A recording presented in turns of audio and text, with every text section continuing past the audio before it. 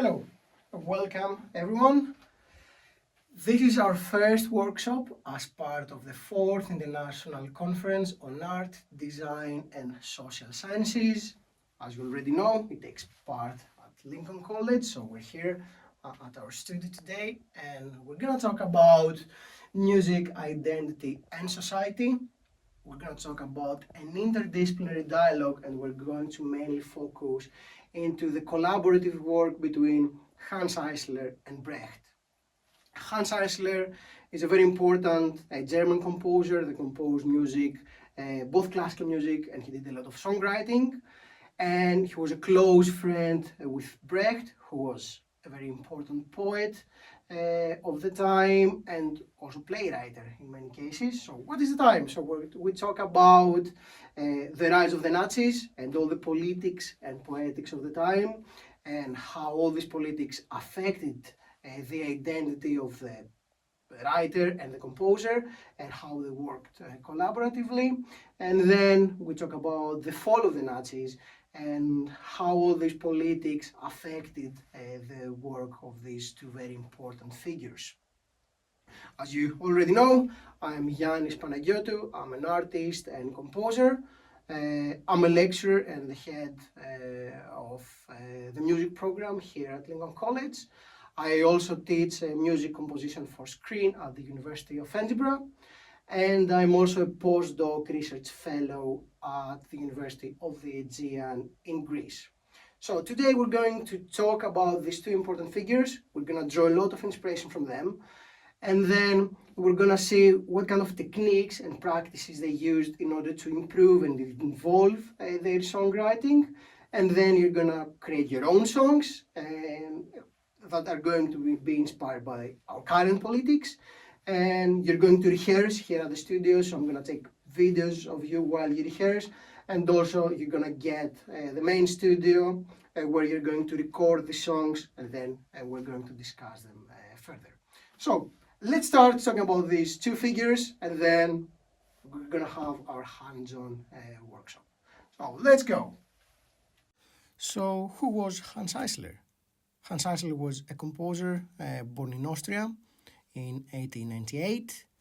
He was exiled in the United States and later in the East Germany. He worked closely with the playwright Brecht, as I have already mentioned, on political charged works. He believed that music should serve a social and political purpose. Hans Eisler was a politically engaged composer who believed in the power of music to influence society. He was born in Austria. He became a central figure in the political and artistic movement of the 20th century. His collaborations with Brecht resulted in works that critiqued capitalism, fascism, and societal inequalities. Eisler's music is often characterized by its accessibility and its ability to convey complex political ideas into large masses. A very, very interesting figure. But the next interesting figure is Brecht. Brecht used simple language to communicate complex political ideas similar to Hans Eisler. He often addressed themes of inequality, war, and class struggle. He worked as part of the agitprop tradition to inspire political change. Brecht's lyrics are really central to Eisler's music. They use straightforward language to deliver pointed critiques of society. So, for example, his lyrics often highlight the struggles of working class, the horrors of war, and the need for systematic change. His collaboration with Eisler brought these themes to life through powerful and accessible songs that resonated with everyday people.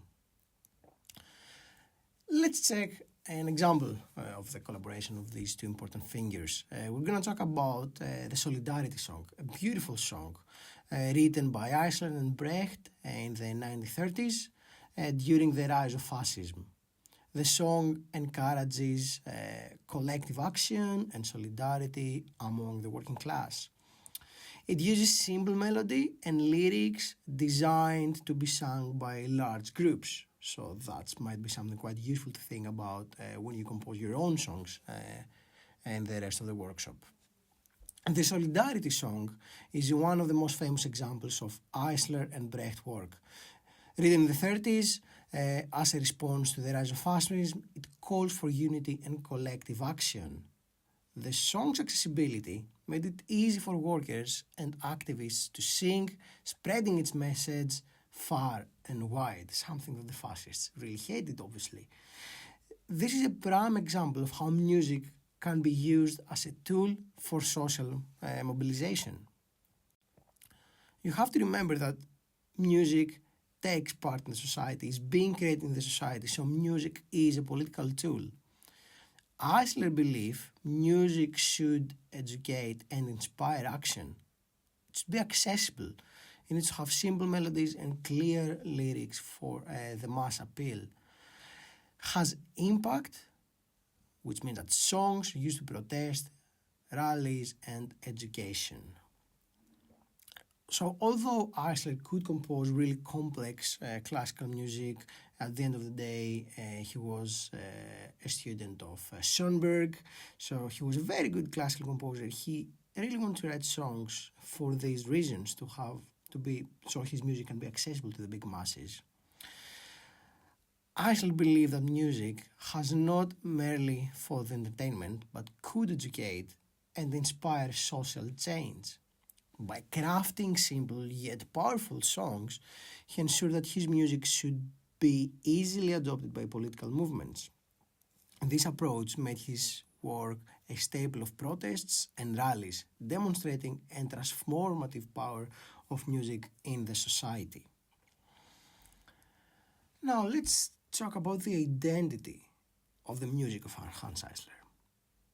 There's a reflection of the working class identity and struggles. There's a strong critique to capitalism and fascist ideologies, and there's an expression of hope for a better, unified society. Eisler's music reflects the identity and struggles of the working class during all these really difficult Nazi times in Germany. His work critiques oppressive ideologies and offers a vision of hope and unity. By giving a voice to people in the masses, Eisler's music serves as both a mirror of society and a call to action. There is always an interdisciplinary dialogue between the text and the music. There's an intersection of music, literature, and politics in Eisler's and Brecht's work. They used art to engage with societal issues. They drew inspiration for contemporary interdisciplinary projects. The collaboration between Eisler and Brecht exemplifies how different disciplines, music, literature, and politics, even visual arts sometimes, or cinematography, can come together to create meaningful art. Their work serves as an inspiration for contemporary artists and scholars, interested in using interdisciplinary approaches to address social issues. Now, moving forward to your practical session, I also want you to think about the microphones you want to use. You have two options. You can either do and record your compositions in a historical style that reflects to the style of microphones they used into the 50s and 40s, back then into the mid-century Germany, or we can use it and do it in terms of contemporary practices. But let's discuss very briefly and remind you what kind of microphone you have, and in your groups as bands you need to think about your approach and what kind of microphones you want to use and how many. So obviously, if you want to record in a very live approach, you have an SM58, a typical dynamic microphone. You use it all the time to sing, but also you can think how you can use it creatively to record instruments if you want to. Then if you want to move into microphones that have a wide diaphragm, which means that they cover sound all around the studio. We have this really nice Rode NT2A. You can decide the way that they're going to record. You can decide how the diaphragm works and how much of a surround sound you're getting into the source. I think this could be quite useful if you want to record into a 40s or 50s style, where it was a common practice to record a whole band with a single microphone. So think about this approach. You have already produced pieces in that style, so that might be useful too. We have a cheaper approach of a condenser microphone, so we have a B2 Pro Behringer microphone. It's quite similar to the Rhodes one, but I feel it has a kind of like a more crisp sound to it. So if you need to have like a more high frequencies, that's something that maybe you can think of. If you want to have a nice stereo sound, or if you want to record the instruments individually, you have these again beautiful Rode M3 condenser microphones. They're quite similar to these condenser microphones, but have a very different sound profile. I feel that these ones are much cleaner and they have less of a character. So you get a more clean sound and the sound that is not really affected by the style of the microphone. Obviously, your next option will be your Shure SM57, a very typical dynamic microphone, small diaphragm, which means that you're getting a very concentrated sound. It can be quite useful if you record in the studio all together and you don't want to have a lot of sound bleed from one microphone to the other. So you can record pretty much any instrument with that. You can record drums, you can record amplifiers, acoustic instruments, or even your voice. And I think it might also be a cool project to record everything with a single microphone and the same microphone. I think that's a quite cool project that you could think of. And moving forward, you are having these ribbon microphones, this AC X1R. As you remember from previous workshops, ribbon microphones tend to be much warmer, and they're also quite common in this era or a couple of decades later, whenever you want to get a more warm sound, a sound that really gets all the nice low and chest frequencies from your voice, or if you want to have a nice and warm jazzy guitar, it's a cool microphone to use. So these are the microphones for the main instruments. And then we move into our microphone case. We have this cool case from Shure.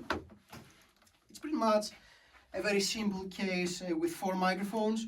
You get a main microphone for the kick drum, and then you have 3 smaller microphones. You can either use one for the snare and the other ones for overheads, or use each one of these microphones for each one of the different toms you have.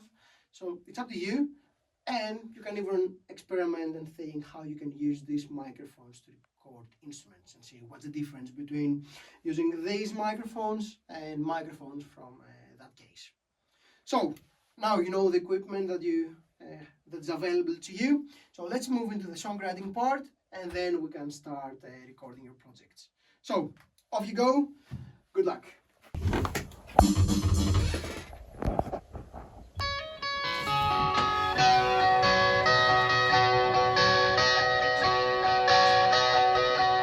Where did the song begin? I'm craving expectations from all I am. I'm begging for forgiveness the way that I'm falling. It's different from the other ones. What could I have done? Pretend.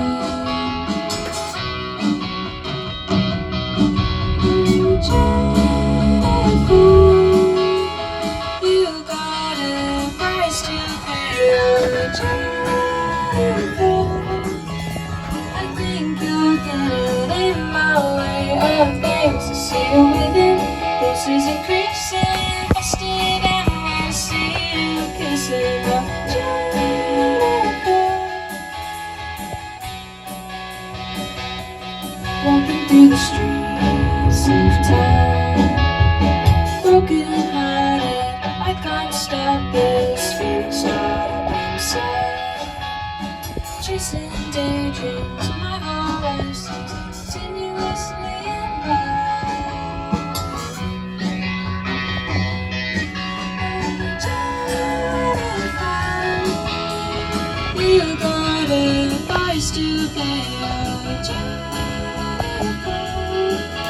I think you're getting in my way of things. I see you within.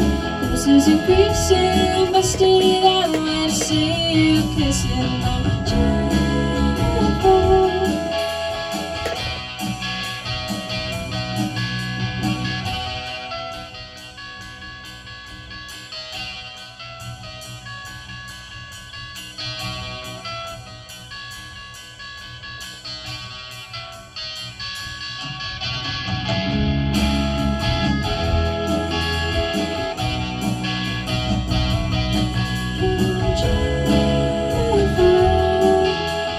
You got a price to pay, oh Jennifer.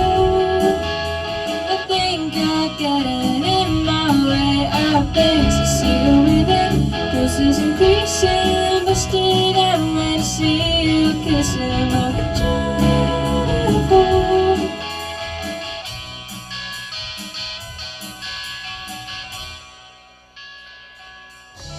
I want to end it, open wound unattended.